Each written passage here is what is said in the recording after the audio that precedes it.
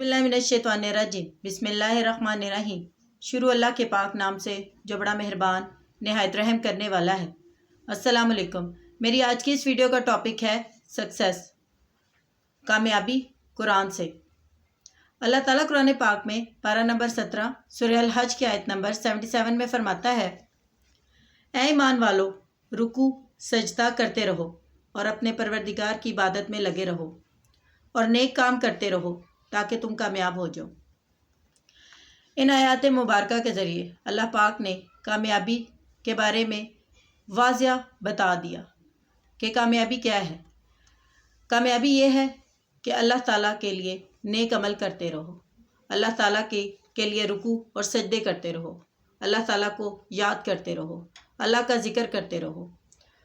कामयाबी दुनियावी दौलत नहीं है, कामयाबी दुनियावी ऐशो-इशरत का हासिल करना नहीं है, कामयाबी औलाद का होना नहीं है, कामयाबी किसी का बड़ी गाड़ी में बैठना नहीं है। किसी के अगर बड़े महल्लात हैं तो क्या हम ये समझें कि वो कामयाब है? हो सकता है कि वही उसकी सबसे बड़ी नाकामी हो या वही उसके लिए सबसे बड़ा वबाल हो।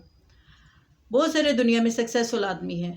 अगर आप इस तजर्बे को ख़ुद देखना चाहें तो आपको ये तजर्बा ज़रूर करना चाहिए कि किसी अमीर कबीर शख्स से पूछें कि वो अपनी लाइफ में कितने % कामयाब हैं।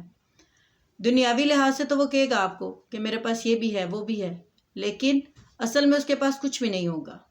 शायद उनको ज़हनी सुकून भी ना हो जो एक गरीब के पास होता है।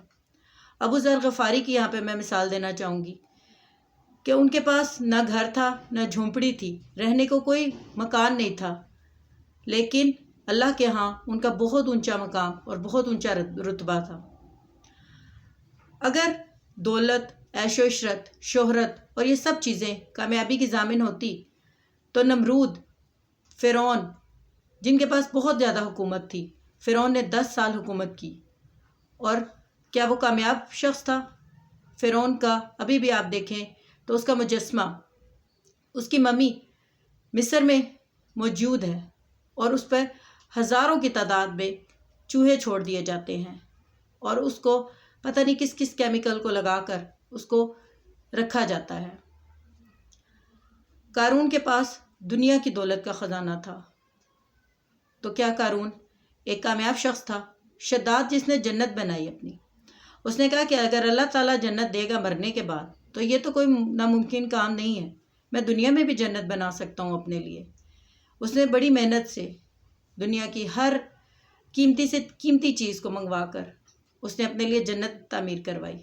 लेकिन जब वो गया उसको देखने के लिए तो एक पाँव उसका हवा में था और एक उसका घोड़े की रकाब में था और वहीं पे उसकी जान निकल गई और उसकी रूह कब्ज़ करने का अल्लाह ने हुक्म दे दिया था और उसको नसीब भी नहीं हुई है उस जन्नत को देखना। ये तो 4 दिन की ज़िंदगी है। कुल्लो नफ्सिन ज़ायक़ातुल मौत, हर नफ्स ने मौत का मज़ा चखना है। इंसान को नहीं पता होता कि उसकी ज़िंदगी कितनी है, इंसान को बिल्कुल नहीं पता होता कि किस टाइम उसका आखिरी सांस होना है। कहा जाता है ना कि नमाज भी इस तरह अदा की जाए कि जैसे समझो कि ये मेरी आखिरी नमाज है। कामयाब होने के लिए इन सब बातों को जहन में रखना ज़रूरी है कि अल्लाह ताला के दीन के ऊपर चलना, अल्लाह ताला के राह पे चलना, सिराते मुस्तकीम पे चलना। अल्लाह ताला की हदायत अगर नसीब हो जाए तो क्या बात है। मेरी अपनी ज़िंदगी का एक वाक़या है। मेरे हस्बैंड ने मुझे एक बंदे के बारे में बताया, एक शख्स के बारे में बताया कि इसके पास अमेरिका की नेशनैलिटी है और सिर्फ अमेरिका की नेशनैलिटी नहीं है, इसके पास मल्टीपल वीज़ास भी हैं।